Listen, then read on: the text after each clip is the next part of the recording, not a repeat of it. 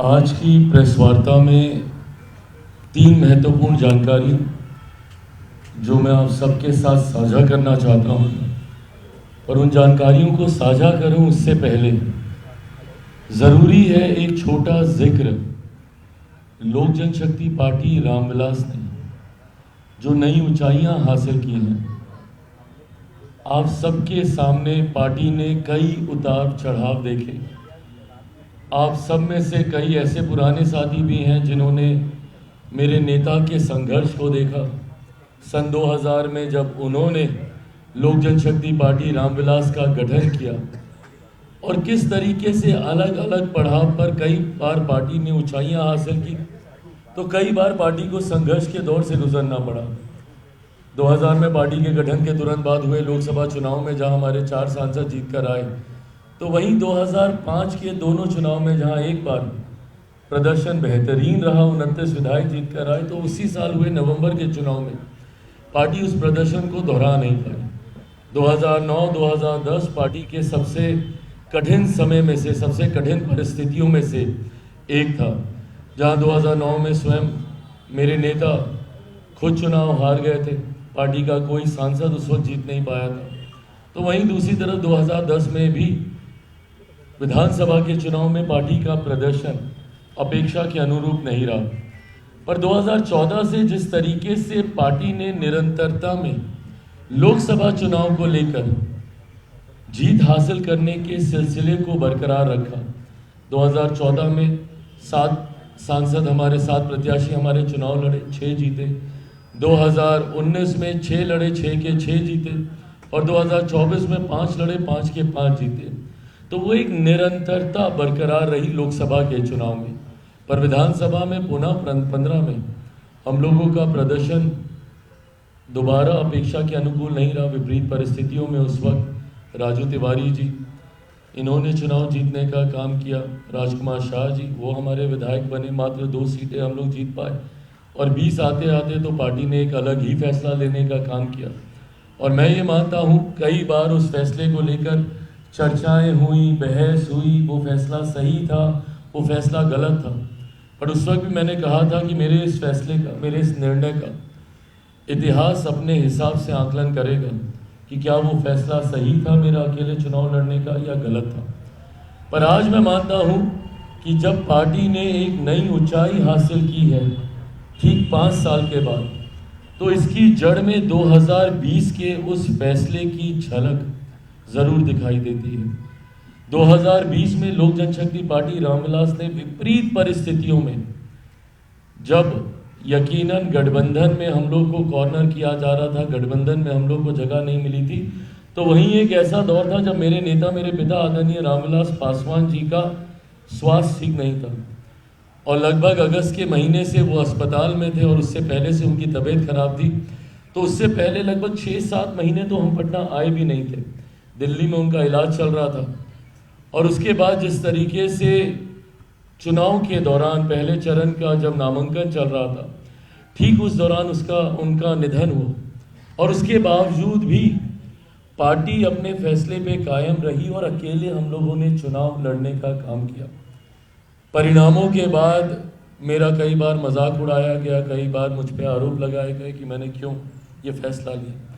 पर उसके बाद भी मुझे कम से कम इस बात का गर्व, इस बात का संतोष था कि एक अपने सिद्धांतों पे अडिग रहते हुए, बिना कोई समझौता किए हुए, अगर मैंने ये फैसला लिया था कि मैं अकेले चुनाव लड़ूंगा, तो अंतिम दम तक मैं उस फैसले के साथ रहा, भले परिस्थितियां कितनी विपरीत क्यों ना हुई। मेरे पास बहुत आसान था, पहले चरण में ही मेरे पिता का निधन हो गया था, मैं उसी वक्त समझौता कर लेता और किसी गठबंधन के साथ जितनी सीटें मिल रही थी लड़ लेता।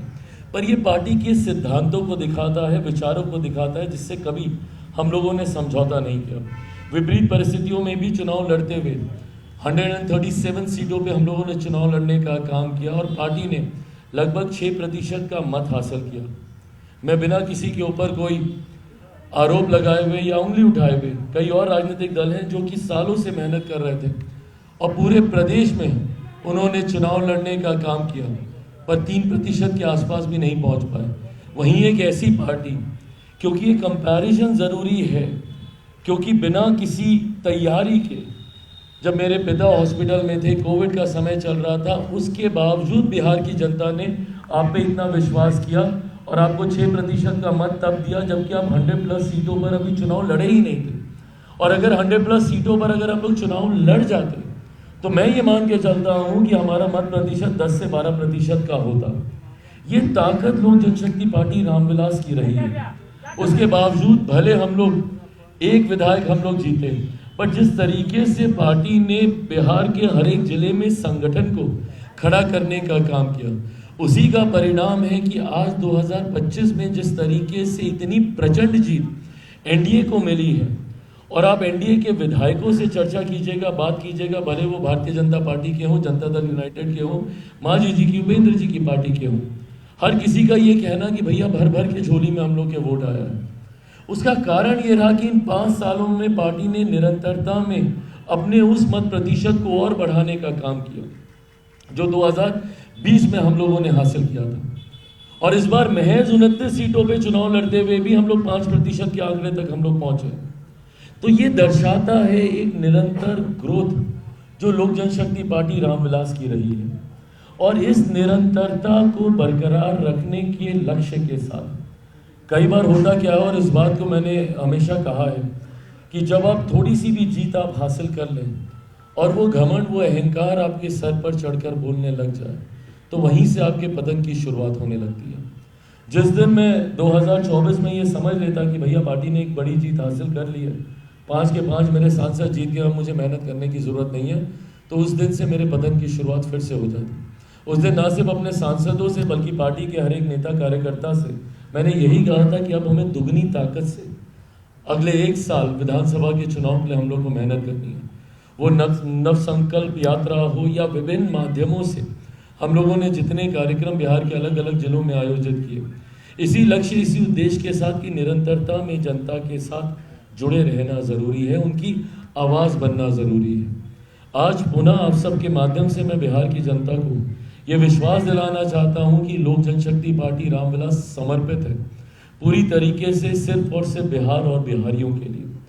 आज पार्टी को ये जीत हासिल हुई है, बट उसके बावजूद कल पार्टी की हुई बैठक में पुनः ये संकल्प लिया गया कि इसके बाद पार्टी अब दुगनी नहीं, संभवतः चौगुनी ताकत से मेहनत करेगी, जनता के बीच जाकर उनके जुड़े हुए मुद्दों को, उनकी समस्या का समाधान करने का काम करेगी और विधानसभा में और बिहार की कैबिनेट में उनकी आवाज़ बनने का काम करेगी। अपनी सोच, अपने विचार Lok Janshakti party Ramvilas Bihar first, Bihari first के संकल्प के साथ चल रही है। ये बिहार और बिहारियों को एक विकसित राज्य देने का संकल्प है। बिहार को फर्स्ट, बिहारियों को फर्स्ट बनाने की ये सोच है। विधानसभा हो या मंत्रिमंडल में हो, निरंतरता में लोक जनशक्ति पार्टी रामविलास के तमाम हमारे नवनिर्वाचित विधायक इस विषय को उठाने का काम करेंगे। मंत्रिमंडल में हमारे मंत्रीगण के साथी इन विषयों को उठाने का काम करेंगे और जनता के साथ लगातार ये संवाद बना रहे, इस बात के लिए मेरी पार्टी का हर एक कार्यकर्ता, हर एक नेता संकल्पित है। और इसी सोच को आगे रखने के लिए हम लोगों ने ये फैसला लिया है। और जो 3 जानकारी आप सबके साथ मैं साझा करना चाहता हूँ, उसमें पहली जानकारी ये कि एक खूबसूरत संजोग है कि परिणाम एक ऐसे समय आए हैं जब लोक जनशक्ति पार्टी रामविलास का स्थापना दिवस की दहलीज पर हम लोग मौजूद हैं। 28 नवंबर को मेरे नेता आदरणीय रामविलास पासवान जी ने सन 2000 में लोक जनशक्ति पार्टी रामविलास की स्थापना करने का काम किया था और आगामी 28 तारीख को एक मिली नई जीत के साथ भव्य तरीके से पटना में इस कार्यक्रम का आयोजन किया जाएगा। 28 नवंबर को पटना में कहां पर, कितने बजे ये कार्यक्रम होगा, ये आने वाले दिनों में पार्टी के प्रदेश नेतृत्व द्वारा ये जानकारी साझा की जाएगी। अशरफ अंसारी जी, राजू तिवारी जी के द्वारा ये तमाम जानकारी आप सबके साथ साझा की जाएगी। आगामी 28 तारीख को भव्य तरीके से पार्टी का स्थापना दिवस, जहां पर एक बार फिर से मेरे नेता, मेरे पिता आदरणीय रामविलास पासवान जी के विचारों को आगे लेकर चलने के संकल्प को दोहराते हुए मेरी पार्टी का हर एक विधायक आगामी दिनों में हम लोग की क्या रणनीति रूपरेखा होगी, उस पर हम लोग चर्चा करने का हम लोग काम करेंगे। जैसा मैंने कहा कि जनता के साथ निरंतरता में जुड़े रहना ज़रूरी है। कोई भी मेरा पार्टी का नेता कार्यकर्ता बंद कमरे में एसी चलाकर बैठे और चर्चाएं करे, ये मुझे स्वीकार नहीं है। And I would want to lead by giving examples. मैं खुद उदाहरण स्थापित करने पे मैंने विश्वास किया है और मैंने पार्टी के नेता कार्यकर्ताओं को हमेशा बस इतनी आग्रह की है कि जितनी मेहनत मैं कर रहा हूँ बस उतनी करिए, ना मुझसे 1 मिनट ज़्यादा करने की ज़रूरत है, बट मुझसे 1 मिनट कम कीजिएगा तो मुझे ज़रूर एतराज़ होगा। ऐसे में आगामी नववर्ष की शुरुआत में ही जनवरी से ही, क्योंकि दिसंबर में फिर पार्लियामेंट चलेगा और उसके बाद बड़े दिनों की छुट्टियां होती हैं, तो हर कोई स्वाभाविक है अपने घर परिवार के साथ वो समय बिताता है। बट जनवरी में दही चूड़ा के तुरंत बाद, जैसे ही खरमास समाप्त होगा उसके तुरंत बाद से लोक जनशक्ति पार्टी रामविलास पुनः बिहार भर की यात्रा में हम लोग निकलने का काम करेंगे। बिहार की जनता को सबसे पहले तो धन्यवाद देते हुए, जिस तरीके से प्रचंड जीत बिहार की जनता ने एनडीए के प्रत्याशियों को देने का काम किया है, तो ये यात्रा दही चूड़ा के तुरंत बाद हम लोग शुरू करेंगे। और जहाँ पर एक बार फिर से जनता से संवाद साध कर आने वाले 5 सालों में अब इसको एकदम माइक्रो लेवल पर लेकर जाया जाएगा कि उनके इलाकों की छोटी छोटी समस्या, बिहार फर्स्ट बिहारी फर्स्ट में ज़रूर हम लोगों ने बड़ी चर्चाएं की है, बट छोटी छोटी समस्या पुल पुलिया की हो, नली नाले की हो, सड़क बनाने की हो, जो विधायकों के माध्यम से प्रशासन की मदद से तत्काल प्रभाव से जिसको हम लोग सुनिश्चित करा सकते हैं। ऑफकोर्स बड़े एजेंडा सरकार के रहे हैं जिसका जिक्र हम लोगों ने संकल्प पत्र में किया है, और उस संकल्प पत्र में लोक जनशक्ति पार्टी रामविलास के बिहारी फर्स्ट का भी जिक्र है। उसमें कई एजेंडा हम लोग के जोड़े गए, तो यकीनन वो बड़े विषय आने वाले 5 साल में तो ज़रूर धरातल पर उतरेंगे ही। 1 करोड़ रोजगार देने की हम लोगों ने बात की है, बिहार के हर एक जिले में उद्योग खोलने की हम लोगों ने बात की है, तो उन पर तो ज़रूर काम करेंगे। बट रोज़मर्रा की जो दिक्कतें ग्रामीणों को झेलनी पड़ती है, जिस व्यवस्था में वो गांव देहात में रहते हैं, उसको कैसे तत्काल प्रभाव से दूर किया जा सके, इस दिशा में इस धन्यवाद यात्रा के माध्यम से हम लोग सुझाव इकट्ठा करेंगे और जल्द से जल्द उसके ऊपर कार्य करने का हम लोग प्रयास करेंगे।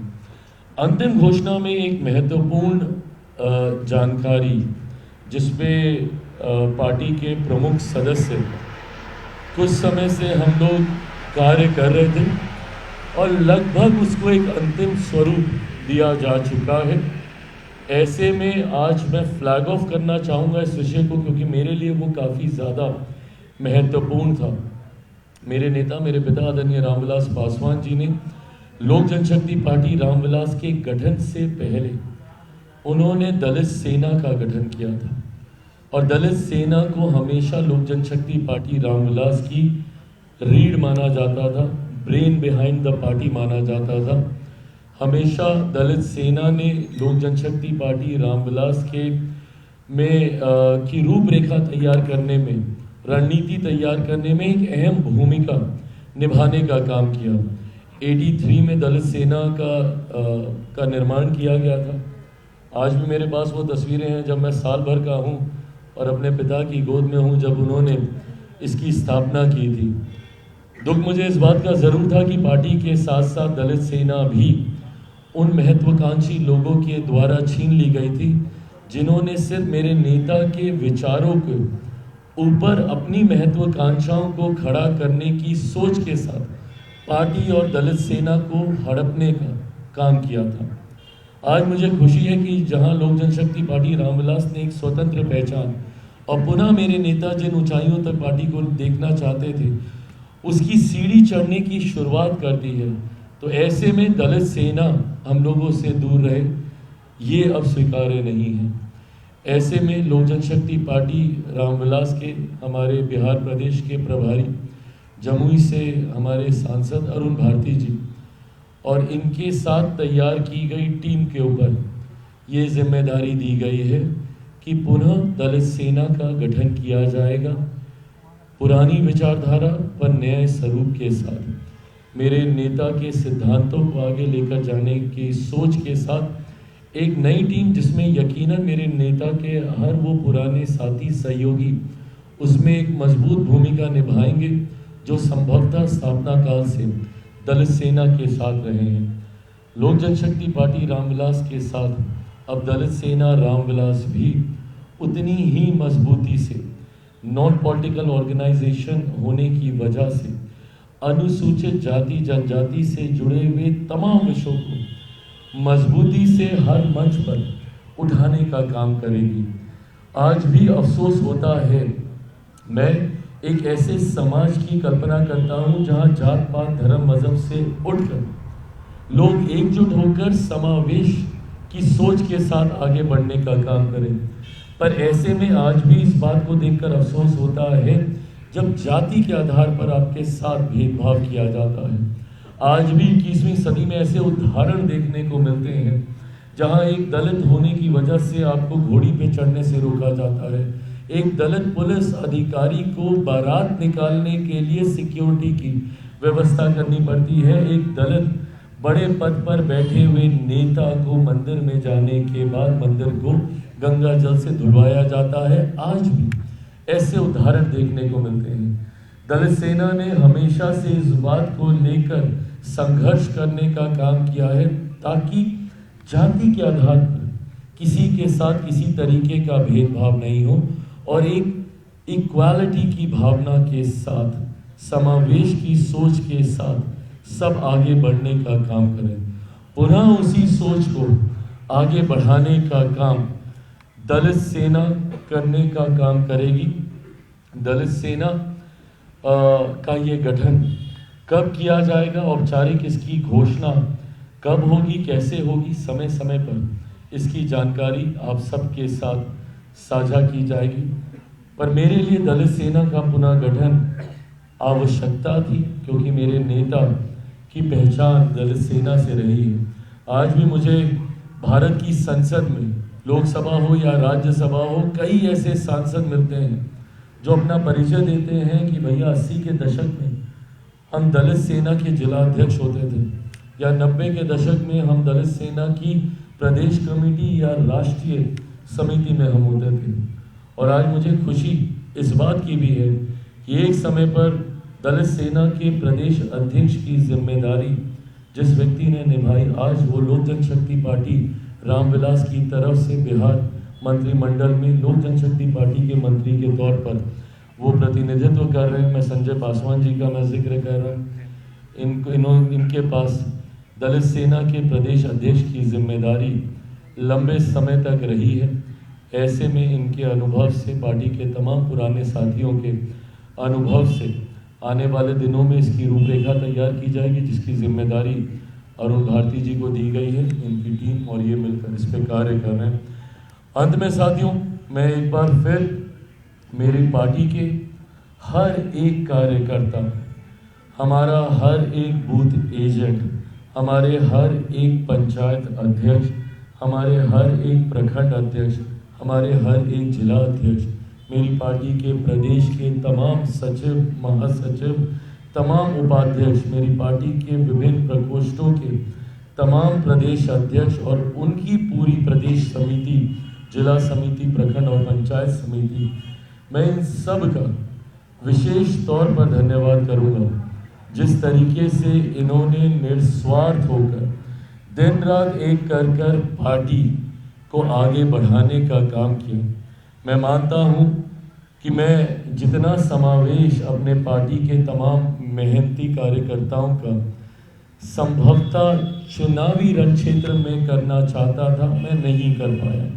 गठबंधन राजनीति में आपकी सीमाएं होती हैं और पार्टी का राष्ट्रीय अध्यक्ष होने के नाते मैं अपने आप को उस पिता की भूमिका में देखता हूं जो अपने हर बच्चे को के लिए अपना सर्वोच्च न्यौछावर करने की सोच रखता है।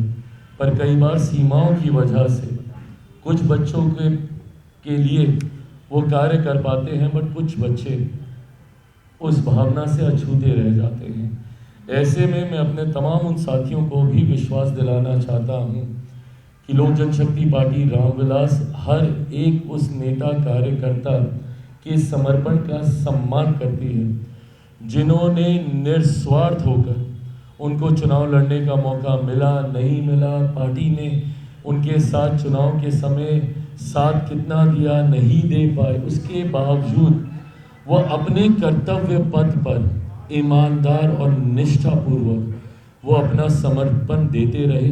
पार्टी इस बात का सम्मान करती है और आने वाले दिनों में आप देखिएगा विभिन्न व्यवस्थाओं के माध्यम से हर उस पार्टी के नेता कार्यकर्ता का समावेश किया जाएगा जिन्होंने ईमानदार तरीके से पार्टी के लिए समर्पण भाव दिखाते हुए कार्य करने का प्रयास किया।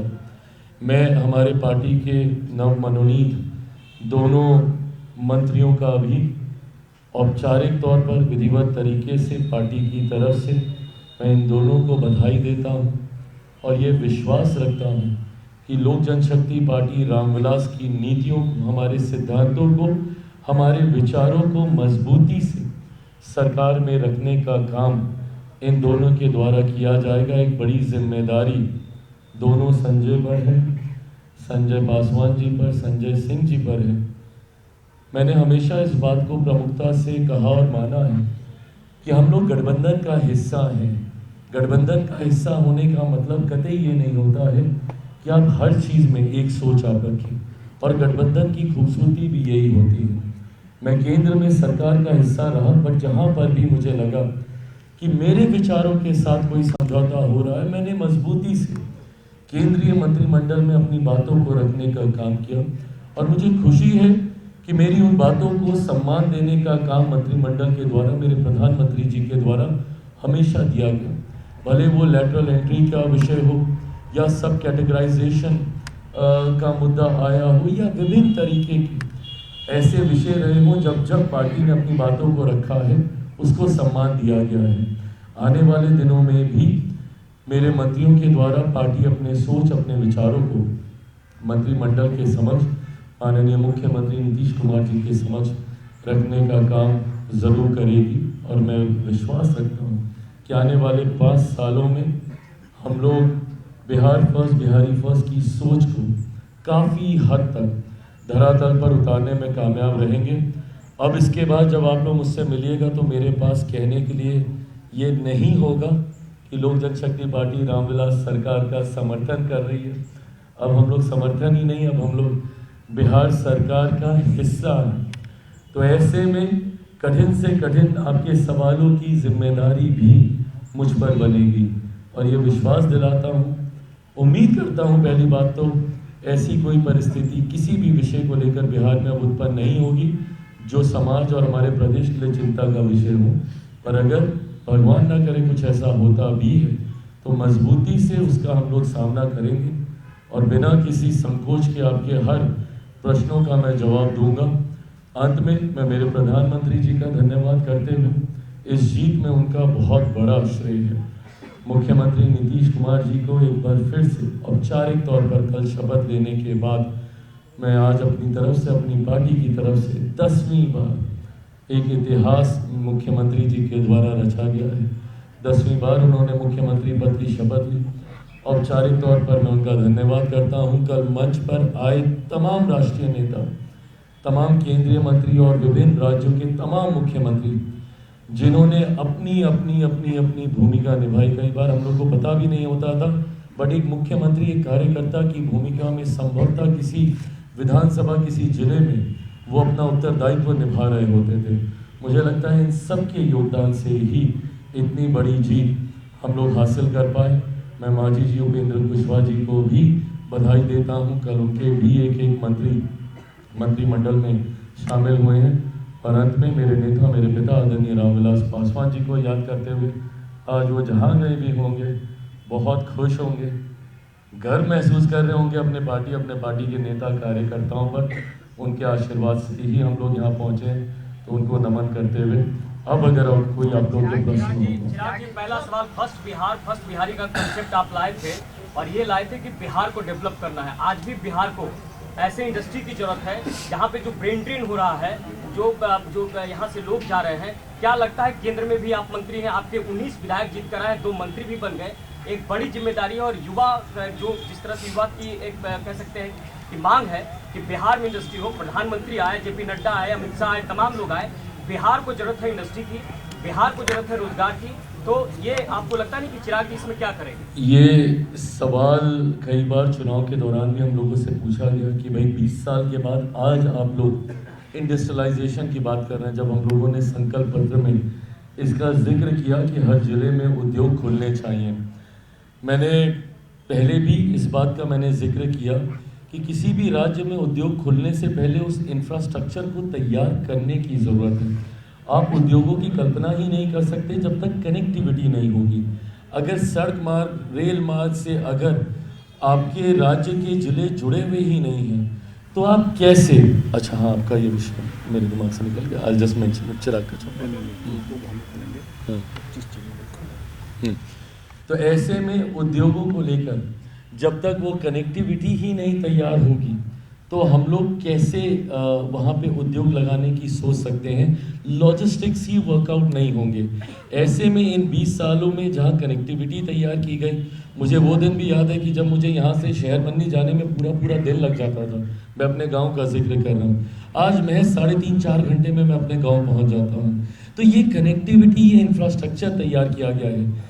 जहाँ पहले दिन में मात्र 1-1.5 घंटे बिजली आती थी तो लोग खुश होते थे, आज 1-1.5 घंटा कभी चली जाती है तो लोग शोर मचाने का काम करते हैं। जब तक बिजली, पानी की व्यवस्था, ये चीज़ें तैयार नहीं होती, उद्योग की हम लोग कल्पना नहीं कर सकते थे। ऐसे में जहाँ बिहार में हर एक ज़िले में उद्योग खोलने का जिक्र, और ये जिक्र ही नहीं, इसको रोड मैप के साथ हम लोगों ने तैयार किया है। 25 चीनी मिलें खोलने की बात की गई है। जितनी बंद पड़ी मिलें थी, पेपर मिल हो, शुगर मिल हो, उनको किस तरीके से एक वायबल प्रोजेक्ट में कन्वर्ट किया जा सके, उस पर हम लोग जल्द काम करके उसको रोल आउट करने का हम लोग काम करेंगे। तो ऐसे में जिस ब्रेन ड्रेन का आप जिक्र कर रहे थे, पलायन, ये हम सब के लिए भी चिंता का विषय रहा है। Lok Janshakti party Ramvilas Bihar first, Bihari first की सोच न सिर्फ पलायन को रोकने की है, बल्कि आने वाले 5 साल 10 सालों में एक ऐसी व्यवस्था तैयार करने की है कि हम लोग रिवर्स माइग्रेशन हम लोग शुरू करें। तो आने वाले दिनों में जहां मजबूती से औद्योगिकीकरण आप होते हुए देखेंगे, मेरे विभाग की भी एक बड़ी जिम्मेदारी इसमें रहेगी। कृषि प्रधान राज्य है मेरा, और अब क्योंकि हम लोग सरकार का हिस्सा हैं, मेरे विभाग में प्रसंस्करण की अनंत संभावनाएं हमारे राज्य में हैं। ऐसे में कई बार ज़मीन और इसकी जो दिक्कतें हम लोग को आती थी, अब डबल इंजन की सरकार जिस तरीके से बनी है और केंद्र और राज्य में हम लोग का प्रतिनिधित्व है, तो मुझे लगता है उसमें भी तेजी से आप लोग विस्तार होते हुए देखेंगे। आप मजबूत सहयोगी दल है, उम्मीद थी कि भाई एक डिप्टी सीएम कम से कम मिलेगा। मलाल है इस बात का क्योंकि 2 मंत्री मिले, डिप्टी सीएम गायब हो गए। चिराग पासवान कितना और लालची हो सकता है? विचारों से समझौता की बात हो रही है। नहीं, ये लालच की बात होगी। आप सोच रहे हैं मैं कहाँ से आया हूँ। 2021 में आप मेरे साथियों में से रहे हैं जिन्होंने मेरे संघर्ष के हर दौर को देखा है, जहाँ एक आदमी आपको मेरे आसपास नहीं दिखता होगा। संभवतः कहीं कार्यक्रम करना है तो 10 लोग कहाँ से आएंगे, कौन उस व्यवस्था को तैयार करेगा? ये मुट्ठी भर लोग जो हमारे साथ थे वो इन चीज़ों को ऑर्गेनाइज करने का काम करते थे। ऐसे में 2024 में अकेले सांसद की पार्टी, और जिसकी पार्टी को 2021 में तोड़ दिया गया था, उसे घर परिवार से निकाल दिया गया था, उस अकेले सांसद पे मेरे प्रधानमंत्री ने विश्वास करके 5 सीटें लड़ने के लिए दी। आज जब स्ट्राइक रेट की बात होती है कि मैंने 5 की 5 जीत के दी, वो तो सेकेंडरी है ना, पर ये विश्वास ही होना कि आपको 5 सीटें दी जा सकती हैं और आप जीत सकते हैं, ये विश्वास ही बहुत बड़ी बात है जो मेरे प्रधानमंत्री ने मुझ पर किया। उसके बाद उनके विश्वास पे मैं खरा उतरा, वो सेकेंडरी था। 5 सांसद मेरे जीते, 1 सांसद वाली पार्टी के 0 में 1 विधायक बोलने लगा था, बट जो जीते भी थे वो भी दूसरी तरफ चले गए थे। तो 0 विधायक वाली पार्टी को 29 सीटें दे दी जाती हैं चुनाव लड़ने के लिए, उसमें से हम 19 जीत के आते हैं तब, जबकि निरंतरता में ये नैरेटिव सेट किया जा रहा था कि सारी हारने वाली सीटें दी गई हैं। दहाई का आंकड़ा भी चिराग पासवान की पार्टी पार नहीं कर पाएगी, एंड जो कि ना वे डाटा के हिसाब से देखें तो सही भी था। 26 में से 29 में से 26 हारी हुई सीटों पर मेरे प्रत्याशी चुनाव लड़ रहे थे, बट उसके बावजूद ये विश्वास होना गठबंधन का कि आपको 29 सीटें दी जा सकती हैं और आप उसमें से 19 आप जीत कर आते हैं। 2 मंत्रियों को पहले उसमें शपथ भी दिलवा दी जाती है। अब अगर इसके बाद भी मैं गठबंधन से कुछ मांगूं तो मुझसे बड़ा नाशुक्रा कोई नहीं होगा, मुझसे बड़ा लालची कोई नहीं होगा। इसके बाद भी अगर मैं मलाल रखूँगा किसी तरीके से तो फिर मुझे खुशियों को मनाना नहीं आता होगा। तो ऐसे में जितना मिला है, मैं मानता हूँ कि ये मेरे पिता के आशीर्वाद से हम लोग यहाँ तक पहुँचे हैं, तो मलाल कतई किसी बात का नहीं। मंत्री बने हैं, कोई मंत्री खास मंत्रिमंडल का डिमांड है कि दोनों मंत्रियों को ये विभाग के बाद पुनः मैं दोहराऊंगा कि हम लोग कल मैंने इस बात का जिक्र किया, इंक्लूसिव गवर्नेंस की सोच के साथ हमारी सरकार बिहार में कार्य करने जा रही है। 2014 के बाद जिस तरीके से केंद्र में आपने देखा कि साइलोज को ब्रेक डाउन किया गया, अभी तक जो मिनिस्ट्रीज साइलोज में काम करती थी, inter ministerial inter departmental interactions के साथ सरकारों ने काम करना शुरू किया। जितनी अलाइड मिनिस्ट्रीज हैं, अब आप एग्रीकल्चर के साथ ही देख लीजिए, फूड प्रोसेसिंग हो, एनिमल हस्बेंड्री हो, ये जितनी भी अलाइड मिनिस्ट्रीज हैं, सब एक दूसरे के साइलोज से बाहर निकले और हम लोगों ने साथ मिलकर कार्य करना शुरू किया। ऐसे में आप मेरे मंत्रालय, आप मेरी पार्टी को बहुत सीमित कर रहे हैं ये बोलकर कि मैं किसी मंत्रिमंडल की मैं बात कर रहा हूँ। जनता दल यूनाइटेड के मंत्रियों के विभाग भी मेरे हैं, तो भाजपा के मंत्रियों के विभाग भी मेरे हैं, मेरे विभाग भी जदयू के हैं और भाजपा के भी हैं। एक यूनिट, एक टीम के साथ हम लोग कार्य कर रहे हैं। बट स्टिल अगर आप कोई स्पेसिफिक जानकारी आप जानना चाह रहे हैं तो मैंने कोई मंत्रिमंडल विशेष तौर पर कोई मांग पार्टी की तरफ से नहीं की गई है, बट मुझे लगता है कि बहुत जल्द उसकी घोषणा कर दी जाएगी, विभागों का बंटवारा जल्द होगा। आरजेडी को लेकर दो सवाल हैं। हाँ, आ रहा हूँ। पहला सवाल ये है कि आरजेडी ने ऑफिशियल पोस्ट किया है और परिवारवाद को लेकर सवाल खड़े किए। पहला सवाल, और दूसरा सवाल साथ ही में मैं कर लेता हूँ। दो संजय को बड़ी जिम्मेदारी आपने दी है, आपने दो संजय पे विश्वास किया है, उधर वाले संजय पे एक बड़ा सवाल खड़ा हो रहा है। अरे प्रभु, कहाँ से कहाँ तारों को जोड़ा जाता है। बहरहाल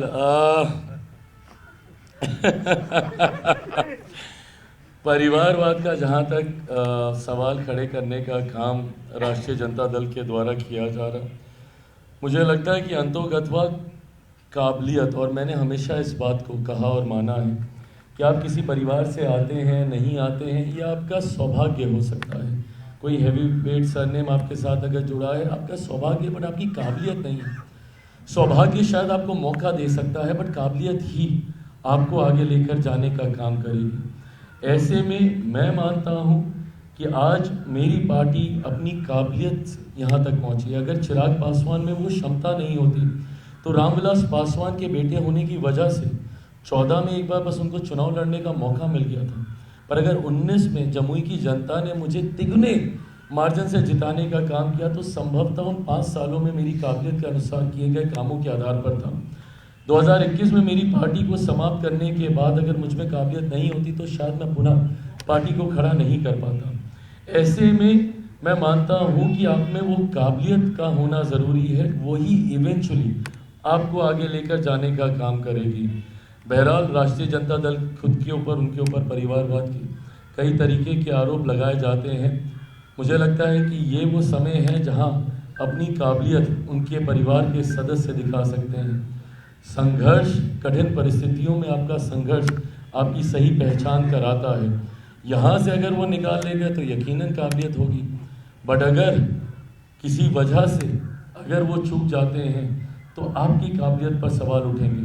मैं इस बात को ज़रूर कहूँगा, आंकड़े आप देखिएगा, काबिलियत अभी तक राष्ट्रीय जनता दल के सेकेंड जनरेशन के द्वारा नहीं सामने आई है।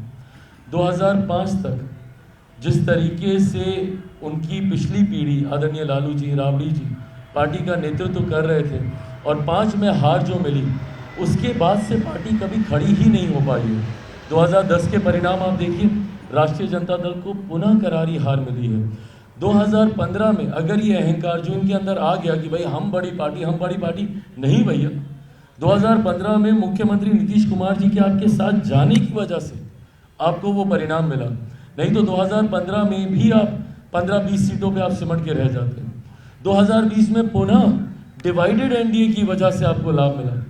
कल हम लोग, आदरणीय ललन जी, सब लोग मंच पे थे, कल हम लोग यही सब जिक्र कर रहे थे कि भाई यही परिणाम आपका 20 में भी आता अगर हम सब एक साथ रहते। 2020 में अगर यूनाइटेड एनडीए अगर आपको देखने को मिलता तो एक बार फिर से राष्ट्रीय जनता दल, और अगर निरंतरता में ये रहता तो आज तो उस पार्टी का नाम लेने वाला भी कोई नहीं रहता। तो परिस्थिति की वजह से 15 और 20 में ये लोग आए और इस बात का अहंकार इन लोगों को इतना ज़्यादा हो गया, जिस एग्रेसिव तरीके से ये लोग सामने आते थे। बिहार की जनता 2005 से इनको नकार चुकी है। और जहाँ तक आपने नाम का जिक्र किया, मेरी पार्टी ने नाम से ज़्यादा काम को प्राथमिकता देने की सोच रखी है। तो ऐसे में दो ऐसे नेता हमारे यहाँ पर मंत्री पद पर विराजमान हैं, जिनका एक का मैंने जिक्र किया कि भाई हमारे जिला अध्यक्ष रहे हैं। बेगूसराय में एक छोटे कार्यकर्ता की भूमिका से यहाँ तक आना, ये इनके काम को दर्शाता है। वहीं दूसरी तरफ महुआ से संजय सिंह जी, जो मेरी लोकसभा से आते हैं, ऐसे में मेरे लिए भी एक ताकत बड़ी है कि भाई मेरी लोकसभा में मुझे मजबूती देने के लिए एक और मेरे साथी वहाँ पर तैयार हुए हैं। और जिस तरीके से इन्होंने संगठन में सदस्यता प्रभारी के तौर पर एक बड़ी भूमिका निभाने का काम किया संगठन के विस्तार को लेकर, और जिस तरीके से एक प्रचंड जीत हासिल की, मुझे नहीं पता कि इस बात को कितना हम लोग एनालाइज कर पा रहे हैं, पर आदरणीय लालू प्रसाद यादव जी के बड़े सुपुत्र को ये हरा कर आए हैं। ये कोई कम उपलब्धि नहीं है। ऐसे में मतलब क्या बोलते हैं उसको, जायंट किलर। हाँ, एक जायंट किलर की भूमिका में ये आए हैं। तो ऐसे में मेरे दोनों संजय नाम पर नहीं काम के आधार पर यहाँ पर आए हैं।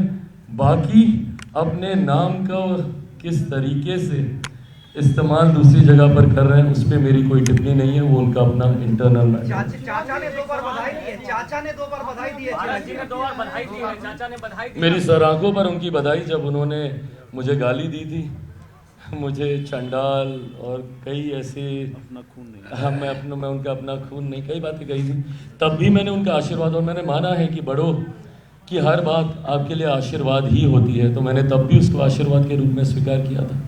और आज तो सही में उन्होंने मुझे बधाई दी है, तो उनको नमन करते हुए सहज स्वीकार करता हूँ उनकी बधाई।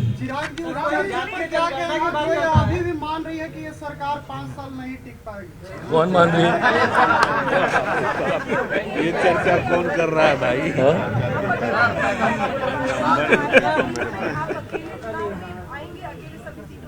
कब? आने वाले दिनों में पार्टी विस्तार पे ज़्यादा काम करेगी। अलग अलग राज्यों में चुनाव हो रहे हैं, बंगाल के चुनाव हैं, उत्तर प्रदेश का चुनाव है, पंजाब का चुनाव है, जहाँ पे गठबंधन के तहत हम लोग चुनाव लड़ने की तैयारी हम लोग कर रहे हैं। और 30 तो अभी दूर की बात है, उससे पहले 29 से एक और पड़ाव आएगा, जहाँ चौथी बार मेरे प्रधानमंत्री आदरणीय नरेंद्र मोदी जी को देश का प्रधानमंत्री बनाने के लक्ष्य के साथ मैं और मेरी पार्टी जिम्मेदारी निभाने का काम करेगी। 30 आते आते तक यकीनन पार्टी एक बड़े स्वरूप में अपने आप को तैयार कर चुकी होगी। उस वक्त की भूमिका हम लोग तब सोचने का काम करेंगे।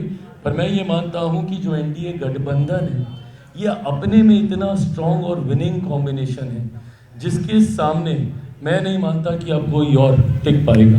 कोई जातीय जनगणना करवाता है और कोई देश जोड़ने के लिए बात करता है। हाँ, आप इसको किस तरह से देखते हैं? किस चीज को? जातीय जनगणना जातीय जनगणना के साथ है या कोई कहता है कि जातीय जनगणना कहीं ना कहीं देश जोड़ने की बात कही जाती है? नहीं, ये जातीय जिस तरीके से सर्वेक्षण बिहार सरकार के द्वारा कराया गया, और अब तो केंद्र सरकार ने भी नैतिक तौर पर जातीय आधारित जनगणना को मंजूरी देने का काम किया है।